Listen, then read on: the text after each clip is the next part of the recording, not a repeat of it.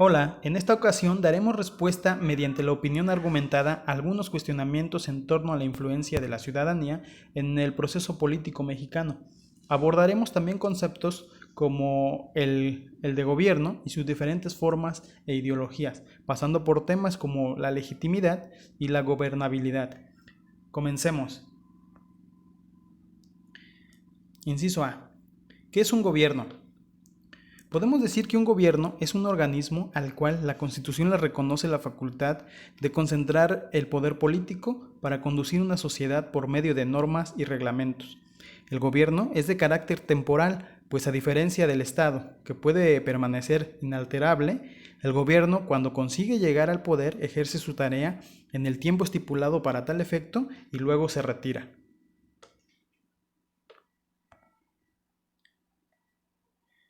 Inciso B. ¿Qué es una dictadura? Pues bien, la dictadura básicamente es un gobierno no legitimado, no democrático, como sucede con las monarquías absolutas. Eh, este, esta ideología presenta un tipo de poder sin límites jurídicos instaurados de facto, que trastornan el orden político preexistente. De estos gobiernos puede venir suspensiones a los derechos y libertades de los ciudadanos y por supuesto la emancipación respecto de controles normales. Se debe mencionar que en la antigüedad la definición de la palabra dictadura hacía referencia a un régimen de carácter temporal o de emergencia utilizado para gobiernos en crisis, generalmente de carácter militar. Es decir, el ejército intenta instaurar un régimen de excepción interno. Empero, esta concepción no es más que la justificación, más que una simple justificación, pues la experiencia en distintos países, como por ejemplo Chile, nos han demostrado que estos regímenes pretendían perpetuarse en el poder. ¿Qué es el fascismo? Es el inciso C.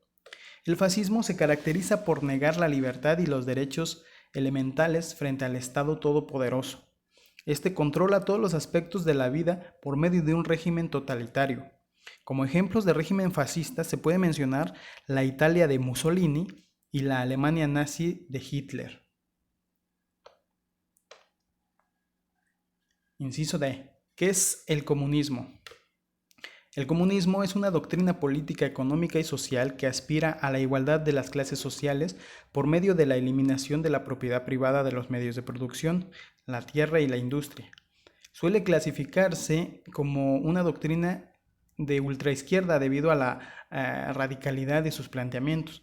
El comunismo propone que los medios de producción sean entregados a la clase obrera o proletariado, lo que permitiría establecer relaciones de igualdad entre los diferentes actores sociales, así como garantizar una distribución equitativa de la riqueza y de los bienes producidos.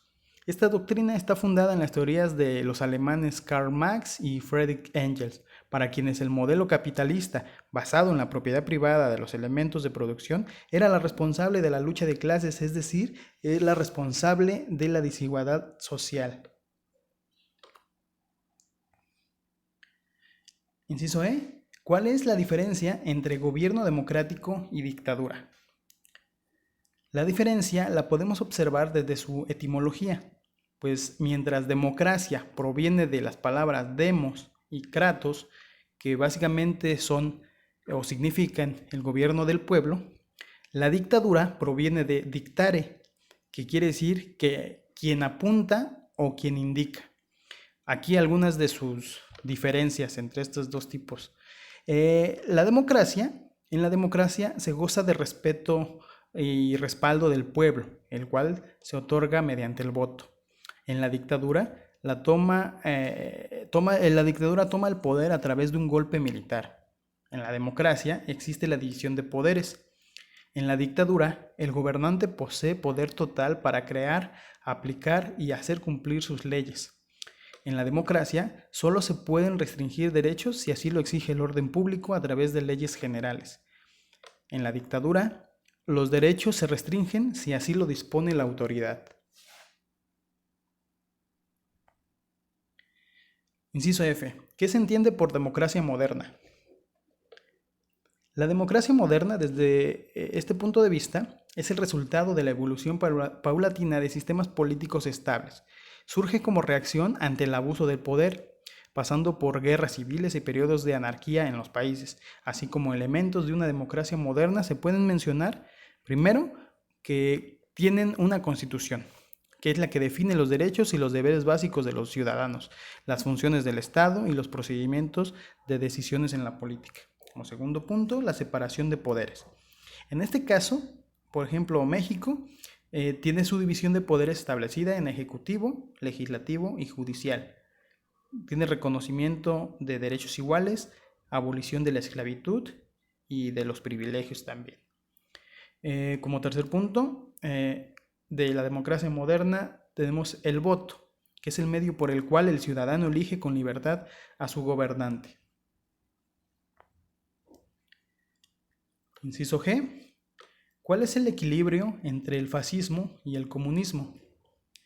Más que equilibrio, lo que se observa de estas ideologías es su carácter totalitario, orientadas a conseguir la supremacía y la dictadura del proletariado respectivamente. En ambos casos se niega la existencia de la individualidad. Ambas se fundan en el partido único tutelado por un caudillo o un líder. Ambas nutren su discurso mediante odios internos y externos. Utilizan el terror y las purgas como arma de control y dominación para el mantenimiento del poder. Un común denominador para ambas ideologías políticas es la carencia de legitimidad. Inciso H. ¿En qué consiste la gobernabilidad y la legitimidad? La legitimidad consiste en la representación justificada del poder político, bien sea como concreción de un consenso a partir de un proceso electoral o como necesidad en términos de funcionalidad del poder. La legitimidad contiene el reconocimiento del ejercicio del poder político por parte del llamado a ejercerlo. No de otro, es decir, de quien ostenta la titularidad del poder político, dado que es una titularidad que aparece como consecuencia de la asunción al cargo que demanda el ejercicio del poder político y de la correspondiente aceptación del mismo por parte de los asociados del Estado. Por su parte, la gobernabilidad se puede definir como el proceso mediante el cual diversos grupos que integran una sociedad desarrollan políticas ejerciendo el poder y la autoridad. Llevan a cabo acciones relativas a la vida pública y al desarrollo económico y social. Así, por ejemplo, en una democracia la gobernabilidad depende primero de la legitimación que la sociedad da a ese grupo de actores políticos para llevar la representación de la sociedad en la toma de decisiones en beneficio del interés general. Inciso I. ¿Cómo fue la evolución del ciudadano de súbdito a cliente? Pues como hemos ya podido mencionar, en el caso de gobiernos democráticos, estos surgieron como una reacción al abuso del poder. En su inicio, el ciudadano era visto como un súbdito, como es obvio, sometido al arbitrio de un gobernante. En la actualidad, esta evolución del ciudadano, cada vez más empoderado y consciente de sus derechos, exige el reconocimiento de estos y no solo eso, también exige el derecho a formar parte en las decisiones que conciernen a su sociedad. No considero que un ciudadano en su evolución dentro de un sistema democrático pueda ser considerado cliente, puesto que cliente es quien adquiere algún satisfactor. Más bien considero que su evolución se orienta lejos de esperar a formar parte de pues este ciudadano moderno pues no se espera, trata de formar parte del desarrollo político y económico de su colectividad. Inciso J. ¿Qué son las políticas públicas y la participación ciudadana? Inicialmente debemos decir que las políticas públicas son acciones de gobierno orientadas a objetivos de interés público. Surgen de decisiones sustentadas en diagnósticos y análisis para dar solución efectiva a problemas públicos específicos. Luego, la participación ciudadana viene a ser básicamente el involucramiento de los individuos tanto de los espacios públicos como en las decisiones de los problemas públicos. Así, integrantes de una comunidad política que buscan alcanzar la libertad, la igualdad, la dignidad y los derechos para todos, como ocurre en una democracia, están directamente relacionados con la extensión del derecho a participar en las decisiones y procesos de creación de políticas públicas. La participación ciudadana depende de la información disponible socialmente. El acceso a la información y la transparencia en la gestión de lo público son los nuevos ejes sobre los cuales gira la democracia. Inciso K. ¿Qué es la responsabilidad pública?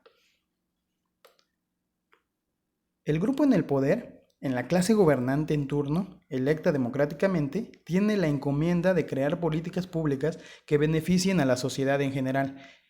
Esta encomienda tiene la responsabilidad pública, que es básicamente la orden del pueblo al gobernante de conducirse con honestidad en el manejo de los recursos, tanto financieros, técnicos e institucionales, es decir, deben asumir un rol activo en el desarrollo de la colectividad, planificando sus acciones para prevenir problemas en lugar de crear recursos para remediarlos. Inciso L.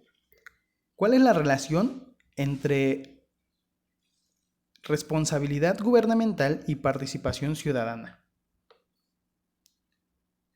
Considero que la relación existente está basada primero en que la responsabilidad del gobierno se debe orientar hacia la erradicación del manejo ineficiente de los recursos disponibles y de la corrupción en general como punto de partida de la responsabilidad gubernamental si lo que se pretende es el bienestar del pueblo. La participación ciudadana coadyuva en la creación y concreción de esta expectativa, es decir, la vigilancia que ejerce la participación del ciudadano en los distintos ámbitos de la vida pública han llevado a conocer que mediante el escrutinio público se ha comprobado que la corrupción permea a menudo las estructuras gubernamentales. En este sentido, la relación que se hace manifiesta es la de regulación mediante la observación del servicio público. Junto a esa perspectiva se ubica un mecanismo gestionado por la participación ciudadana denominado rendición de cuentas. La extensión de los conceptos y prácticas de transparencia y rendición de cuentas a todos los ámbitos de la esfera pública haría a los gobiernos efectivamente responsables ante la ciudadanía. Pues bien, así llegamos al final de este estudio de estos conceptos y nociones sobre la participación ciudadana, los tipos de gobierno y sus diferentes ideologías. Muchas gracias por su atención.